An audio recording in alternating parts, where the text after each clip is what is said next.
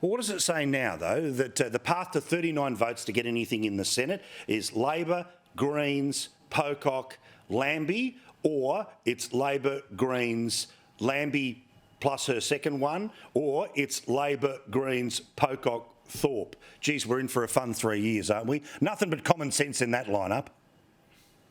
No, and she's there beyond that. She's there till 2028, having been re-elected in 2022 for a full 6-year term. It's quite remarkable. I tell you the other issue that's got me white hot through the week. Last Tuesday morning we started talking about the report on the ABC, both the ABC radio and TV, from the young lady who unbelievably wore Indigenous earrings, the flag carried by her, supposed to be, you know, of course, down the centre, very objective, both sides of the argument. They never admitted to it when we questioned them on Tuesday and Wednesday. I bet Media Watch don't cover it. But anyway, the thing about it is they start apologising now. Now, the white supremacist tag was uttered by 2 women. God knows where she found them.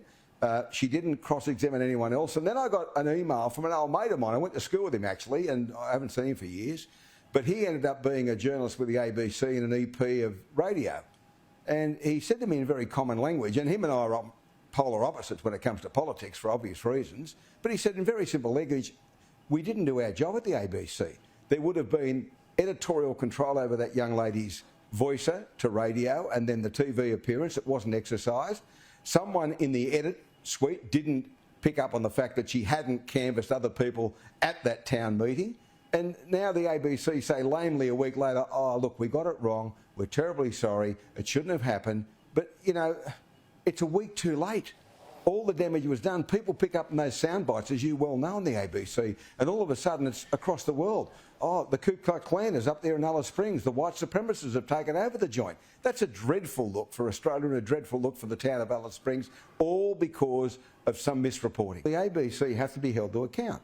We provide the income stream for everyone that works at the ABC to be paid. It's a government utility. I mean, no, it doesn't espouse the virtues of the government. It's there as an independent media arm to talk about the pros and cons of the government, the opposition, and various issues within the community. We can't, look, if they want to be a shock jock like me, apply for a job. Go to Channel 9 and say, look, I'd like to voice my opinion and not report the news, you know, and balance it and give this bloke a go and this bloke. And I get emails from time to time saying, oh, you never let this bloke on. I said, that's because it's the Ray Hadley morning show, not the Lockie Bliff show. It's my show and it's my opinions. If you don't like it, bugger off and listen to the ABC. I mean, it's pretty simple. If you want to have that type of projection, well, you do what I do. If you want to work at the ABC in that cloistered environment where you can't get the bullet, and you just tweet whatever you want and say whatever you want whenever you like it, and you know, want to be one of those people that fights both sides of the fence, well, go there. But if you don't want to do that, don't go there. Go and apply for a job in the proper world. I've been talking about it tonight. I think that the Northern Territory Chief Minister should resign. If we had any decency, any accountability, her decision, her remarks around the reversal of GROG bans led to what we've all seen in Alice Springs for the past week. Before this conversation and after it as well, Jacinta Price on the program tonight, she's talked about what really happened in Alice Springs. This Chief Minister should not be going for re-election next year. She should be packing her bags and leaving the Parliament tomorrow. What do you reckon? Well, as your man Matt Cunningham pointed out to me many times in the past fortnight, she's only there because someone from the right of Labor voted for her and was rewarded with a police ministry. I mean, that's how she got the job. And she's shown to be deficient in just about every regard. I mean, when this was first mooted a week ago and discussed, she was on with our colleague Laura Jays and talking about the fact, oh, no, it's not a done deal yet. We're going there on Thursday to talk about this and it won't be happening. And at the same time, the Prime Minister saying, oh, it'll be happening all right. And it has happened and it will happen. And for the Prime Minister, by the way, on The Voice and other issues, to, I know he didn't do it directly, but to denigrate Jacinta Price and Warren Mundine in the manner, what aren't they Aboriginal? Aren't they Indigenous? Don't they get a say? I mean, you know, he portrayed yesterday in the media that those opposed to The Voice were opposed to decency and fair play. Well, on that basis, so is Lydia Thorpe, because she's opposed to it. She wants to go too far. And so too are Jacinta Price and Warren Mundine, 2 of the most distinguished Indigenous people in the country.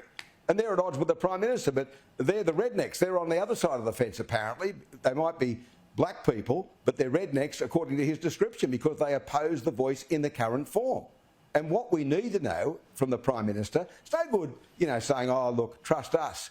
Does he understand that the populace don't trust anything a politician tells them? Because they tell porkies. They tell lies. There was no carbon tax under the government they would ever lead. There's a whole range of things. Children will never live in poverty. They've been telling lies for generations and decades, and he wants us to put our trust in him. Please, Anthony, please. If you told me it was raining, I'd have to go outside and check. If you said the sun was coming up, I'd look out at the east to make sure you were right. People don't trust politicians, either you or the other side either. They don't believe you.